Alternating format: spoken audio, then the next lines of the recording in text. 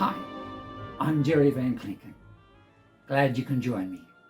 Today, the philosopher versus the shock jock. Our planet is suffering. There are practical reasons, too many cars burning petrol, governments not stopping it, but wait. More and more people are saying there must be a deeper reason than just bad practices, otherwise we would have fixed it long ago. Philosophers have warned us always, something is wrong with the way we think. If we all worked on improving our thinking, they say the world would be a much better place.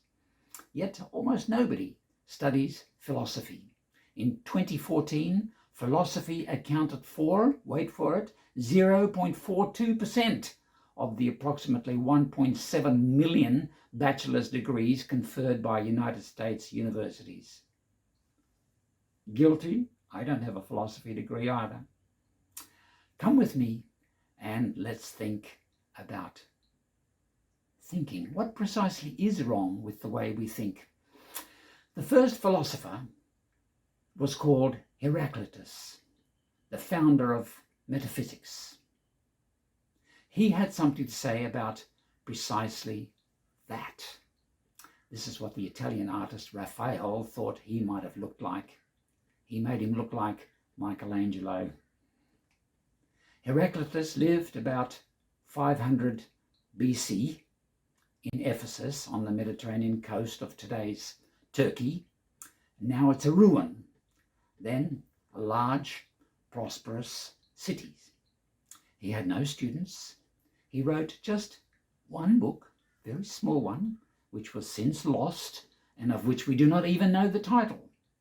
But it left such a huge impression on those who did read it that we have over 120 quotations from it in their own books. Aristotle had a copy and discussed it.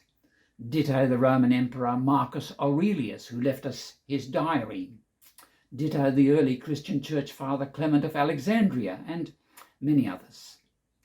These quotes are mostly rather enigmatic, like those of the Chinese Tao Te Ching, written in fact not much after Heraclitus, but on the other side of the world. They read a little bit like the epigrams of Nietzsche. Indeed, Nietzsche thought Heraclitus was the first of just a dozen or so thinkers in the entire history of the human race he would love to have a conversation with.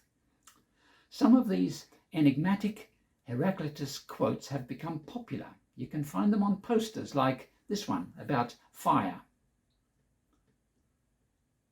That everything consists of it because it is alive.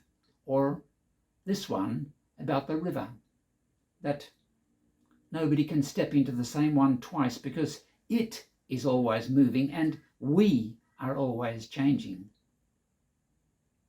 But I want to talk about this one. Thinking is common to all. Puzzling, isn't it? Yet I think potentially very confronting, very political. These are the opening words of his little book, which someone else has preserved for us. Although this account holds forever, men ever fail to comprehend, both before hearing it and when they hear it for the first time.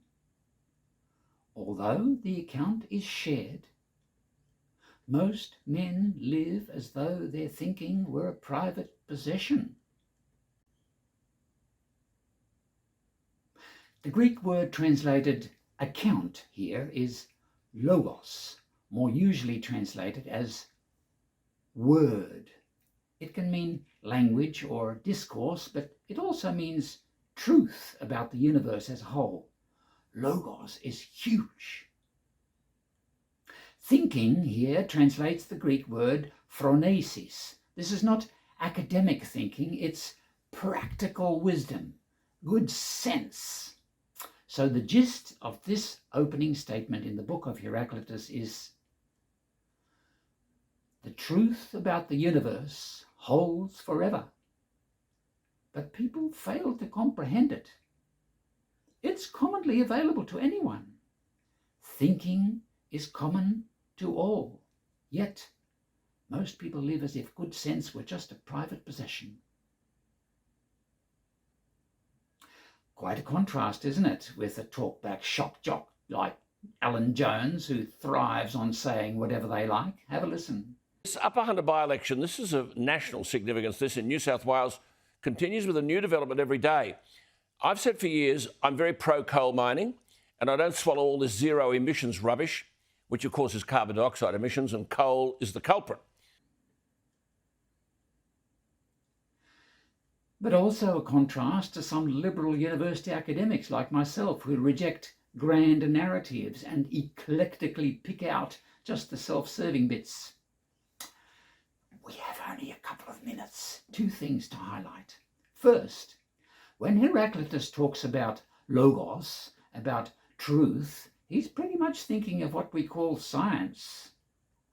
The orderliness of the cosmos had only just recently been discovered in a nearby town by Thales and by Anaximander. Remember, we're talking 2,500 years ago. It was shared in the sense that anyone with eyes could see the sun, the planets, the horizon, the thunderclouds, and make some sense of them. The truth is not my opinion against yours, nor is it a sacred revelation available only to religious experts. It's there for any open-minded, curious human being to discover. That truth, moreover, is not only out there in front of our eyes, it also exists within our own bodies and minds. The orderliness of the cosmos is everywhere. We are a part of it. We can understand it to some extent. We should all try to live our lives in accordance with it. Listen to the scientists, says Greta Thunberg.